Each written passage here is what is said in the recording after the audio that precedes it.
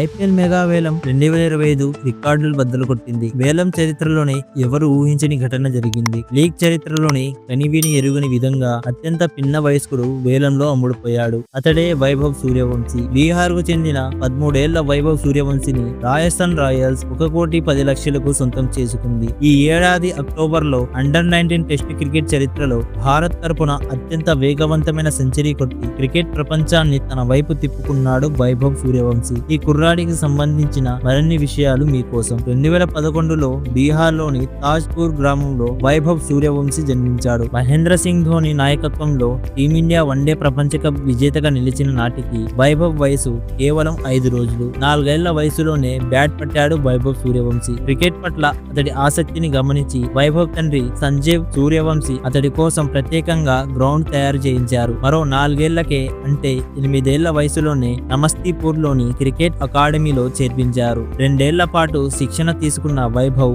ఏకంగా అండర్-16 జట్టులోకి వచ్చేశాడు. అప్పటికి వైభవ్ కు పట్టుమని 10 ఏళ్లు కూడా నిండలేదు. ఈ ఏడాది అక్టోబర్ లో చెన్నైలో ఆస్ట్రేలియాతో జరిగిన భారత్ అండర్-19 యూత్ టెస్టులో వైభవ్ చరిత్ర సృష్టించాడు. 62 బంతుల్లో 104 పరుగులు చేసి క్రికెట్ ప్రపంచాన్ని తన వైపుకు తిప్పుకున్నాడు. ఆస్ట్రేలియాపై ఆడిన ఇన్నింగ్స్ తో అండర్-19 టెస్ట్ క్రికెట్ లో వేగవంతమైన సెంచరీ కొట్టిన భారతీయుడిగా నిలిచాడు. ఇటీవల సయ్యద్ ముస్తక్ అలీ ట్రోఫీలో బీహార్ తరపున ఆడిన ఈ ఓపెనర్ 2 సిక్స్లు కొట్టి 6 బంతుల్లో 13 పరుగులు చేసి అవుట్ అయ్యాడు. ఎడమ చేతి వాటం కలిగిన వైభవ్ సూర్యవంశీ బ్యాటింగ్ తో పాటు బౌలింగ్ లోను సత్తా చాటగలడు. ఈ ఏడాది ఫస్ట్ క్లాస్ క్రికెట్ లోకి అడుగుపెట్టిన వైభవ్ ఇప్పటి వరకు 5 మ్యాచ్లు ఆడాడు. ఓపెనర్ అయిన వైభవ్ సూర్యవంశీకి దూకుడుగా ఆడతాడనే పేరుంది. ఈ నేపథ్యంలోనే 30 లక్షలకు వేలంలోకి వచ్చిన అతడిని రాహుల్ ద్రావిడ్ కోచ్ గా ఉన్న రాజస్థాన్ రాయల్స్ దక్కించుకుంది. మరి అతడికి మ్యాచ్ లో ఆడే అవకాశం లభిస్తుందా? వేచి చూడాలి.